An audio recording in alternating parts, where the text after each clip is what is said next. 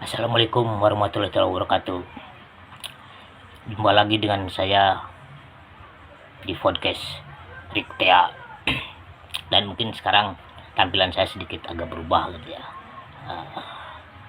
Pakai ciput, pakai kacamata kan. Karena apa? Saya akan membacakan maaf sebelumnya. Ini bukan berarti saya mau menggurui atau saya sudah bersih dari noda kebatilan, bukan ya. Cuma ini kita sedikit saling mengingatkan lah sebagai umat muslim yang mukmin kan, itu kan, bukankah itu bukan suatu kewajiban untuk kita semua kan, khususnya untuk umat muslim kan ya. Terutama di sini tentang masalah dilema ya, seperti ada dilema polemik atau apa, mungkin polemik gitu ya, terkait dengan masalah pencurian kan itu, atau korupsi ada istilahnya di sini.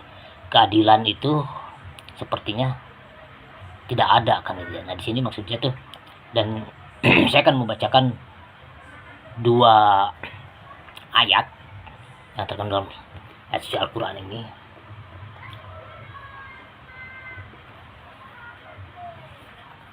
Terutama tentang masalah keadilan, kisah tadi yang terkenal gitu ya. Kita kenal dan terkenal kan di dunia ini, keislaman atau hukum itu kan, itu terpisah loh dengan hukum potong tangan atau pencurian itu. Karena apa? Kisos itu adanya di surat Al-Baqarah ayat 178. Monggo dibaca ya kalau umat muslim atau siapapun lah gitu ya. Di situ ada satu pernyataan dalam surat Al-Baqarah ayat 178 itu yang artinya Bismillahirrahmanirrahim. Wahai orang-orang yang beriman, diwajibkan atas kamu melaksanakan kisos berkenaan dengan orang yang dibunuh atau apapun itu. Orang merdeka dengan orang merdeka, hamba saya dengan hamba saya, perempuan dengan perempuan. Tetapi barang siapa memperoleh maaf dari saudaranya, hendaklah dia mengikutinya dengan baik dan membayar dia atau tebusan kepadanya dengan baik pula. Yang demikian itu adalah keringanan dari rahmat Allah. Barang siapa melampaui batas setelah itu, maka ia akan mendapatkan azab yang pedih. Nah, disitu berarti kan keadilan kan dia. Nah, itu bicara keadilan kan gitu ya.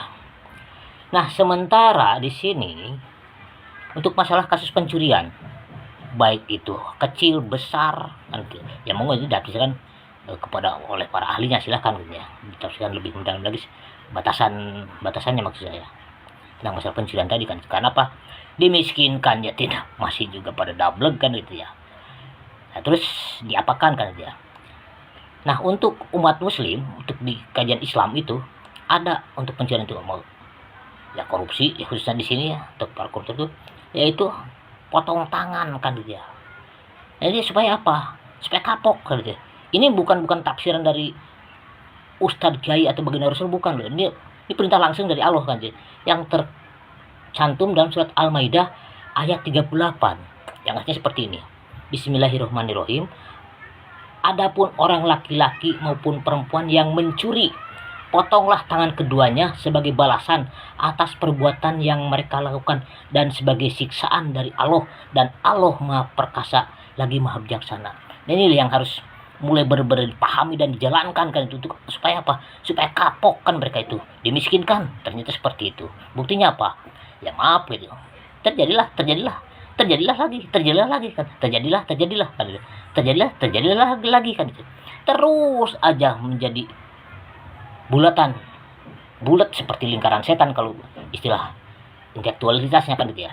Nah, jadi kenapa kita tidak berpedoman kepada ini, Al-Quran tadi kan gitu ya. Itu yang jadikan kenapa saya menegaskan dalam hal ini kan gitu ya. Ini ada dalam Al-Quran kan gitu ya. Yang mau silakan dibaca, tadi saya ulangi di sini ya. Untuk kisos itu, keadilan tadi adanya di surat Al-Baqarah ayat 178. Itu masalah keadilan di ayat 178 surat Al-Baqarah. Dan masalah potong tangan untuk biar kapok pencuri tadi adanya di surat Al-Maidah ayat 38. Nah, untuk batasan-batasannya ya maaf gitu ya, karena pastinya ada batasan-batasan kan ya. Tapi kalau di sini tidak ada sih, tidak ada batasan. Pencuri ya pencuri aja, mencuri ayam, mencuri apa, kayak mencuri apapun. Tapi kan di situ ada keadilan kan di situ. Tinggal kenapa misalkan mencuri, kenapa, tapi kalau misalkan korupsi tidak ada istilah kan gitu. Yang jelas itu adalah kehausan, keserakahan tentang masalah hal duniawi kan gitu ya, kalau masalah korupsi kan gitu ya. Nah ini yang harus mulai ditegaskan kan, dan saya harapan gitu ya kepada Bapak Presiden Subianto dan kepada para hakim dan lain sebagainya untuk benar-benar menegaskan tentang masalah hukum-hukum ini. Ini bukan tidak ada sinkronisasi dengan masalah HAM. Bapak jangan takut, Pak. Loh kenapa? Loh Bapak tinggal jawab aja. Gua berdasarkan ayat suci Al-Quran. HAM C, mundur C. Itu loh. Selesai permasalahan, Pak. Biar kapok tuh koruptor seperti yang 271 triliun. Itu bisa diakomodirkan duitnya itu untuk apa? Untuk pendidikan khususnya di sini kan gitu. Digratiskan. Bapak punya program makan gratis. Bisa juga itu di situ kan. Dialokasikan ke situ. Dan hal banyak-banyak koruptor-koruptor yang lain lah, supaya kapok mereka itu daripada sekarang dipenjarakan, tapi buktinya masih ongkang-ongkang. Dan sininya lagi jadi pertanyaan lagi buat saya yang kurang habis pikir di sini. Setelah korup masih juga dikasih kesempatan untuk duduk lagi, entah itu di kabinet, entah itu di partainya dan sebagainya. Mungkin seperti itu aja.